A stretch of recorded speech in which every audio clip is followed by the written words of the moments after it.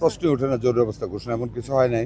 We are নাও মানে একেবারে well equipped to fight against the missile. বিগত সরকারগুলি যেই সরবরাহ লাইনটা একেবারে বন্ধ করে গিয়েছিল, ইন্টেনশনালি অর নন ইন্টেনশনালি, প্রশ্নই ওঠে না জরুরি অবস্থা ঘোষণা, এমন কিছু হয় নাই।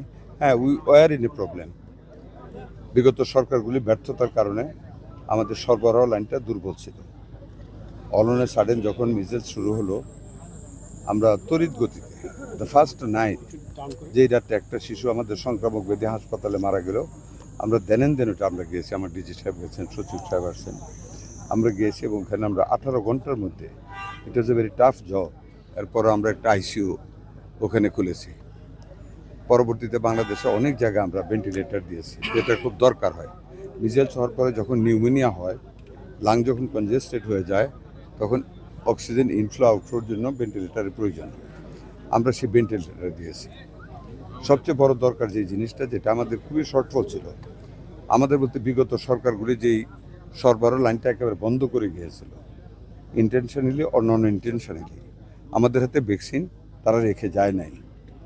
আমরা ইউনিসেফের সহযোগিতায়, গ্যাবির সহযোগিতায়, ওয়ার্ল্ড হেলথ অর্গানাইজেশনের সহযোগিতায় সবচেয়ে বড় উপকৃত হয়েছি যে করোনাকালীন অব্যয়িত একটা টাকা ছিল 604 কোটি, আর একটা 419 কোটি। এই টাকাটা আমরা হাতে পেয়েছি। আমরা এডিবির মাধ্যমে টাকাটা ইউনিসেফকে দিয়ে আমরা অ্যাডভান্স ডেলিভারি নিয়েছি।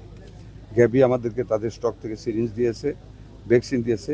উই আর নাও মানে একেবারে well equipped to fight against the missiles. আমরা এই মাসের 5 তারিখ থেকে আমরা 18টি জেলা, যেটা 18টা জেলা চিহ্নিত করেছি ইউনিসেফ ওয়ার্ল্ড হেলথ অর্গানাইজেশন, যেগুলিতে মিসাইলস বেশি।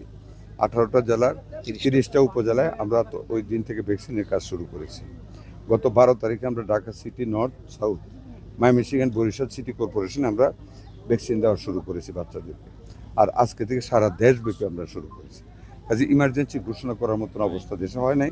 আর আমরা এটার যে অগ্রযাত্রাটা ছিল, আশা করি আগামী 2-3 দিনের ভিতরে এই ভ্যাকসিনের কাজটা এগিয়ে গেলে এই অ্যাটাকটা যেটা আক্রান্তের যে মানে পরিমাণটা আমাদের শিশুদের উপর মিসাইলসের, এটা কমে আসবে ইনশাল্লাহ।